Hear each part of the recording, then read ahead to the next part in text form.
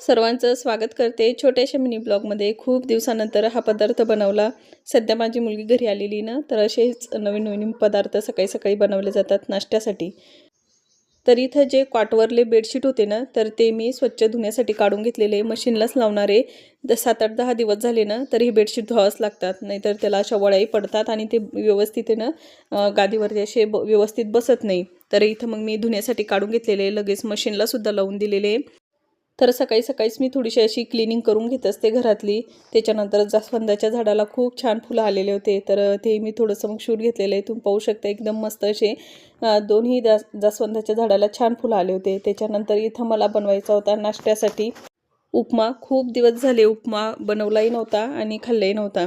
तर सध्या माझी मुलगी घरी असल्यामुळं तिला दररोज नाश्त्याची सवय लागलेली ना, तर मग असे पदार्थ कधी कधी बनवले जातात।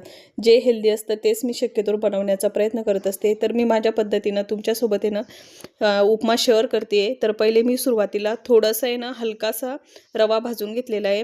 बरेच जण भाजत नाही, पण मी भाजत असते। त्याच्यानंतर त्याच कढईमध्ये तेल ॲड केलं, त्याच्यामध्ये पहिले शेंगदाणे तळून घेतले, कांदा ॲड केला, हिरवी मिरची ॲड केली। त्याच्यानंतर मी त्याच्यामध्ये टमाटरसुद्धा ॲड करणार आहे।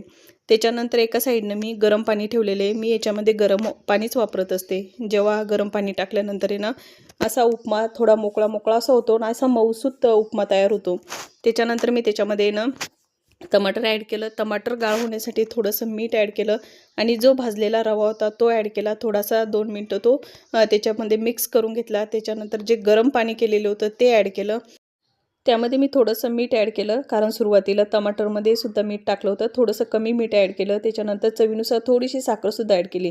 त्याच्यामुळं काय होतं, उपमा एकदम टेस्टी लागतो। अशा पद्धतीने छान इथं उपमा तयार झालेला आहे।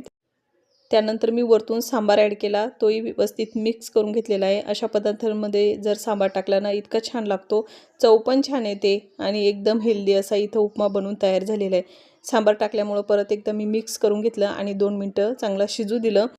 इथे एकदम मस्त असा उपमा बनवून तयार झालेला आहे। त्याच्यानंतर लगेच मी इथं गॅस वट्यावरती थोडंसं जे पडलेलं होतं ना, ते लगेच स्वच्छ करून घेतलेलं आहे। कारण लगेचच्या लगेच जर स्वच्छ केलं तर आपलं घरही नीटनेटकं राहतं आणि गॅसचा ओटाही व्यवस्थित राहतो, म्हणजे एकदम क्लीन दिसतं दिसायला, जेव्हाच्या तेव्हा केलं तरच। तर चला, इथं मस्त उपमा बनवून तयारी। कशी वाटली ही रेसिपी नक्की कमेंट करून सांगा। भेटूया अशाच एका छानशा रेसिपीसोबत। तोपर्यंत सगळ्यांना बाय।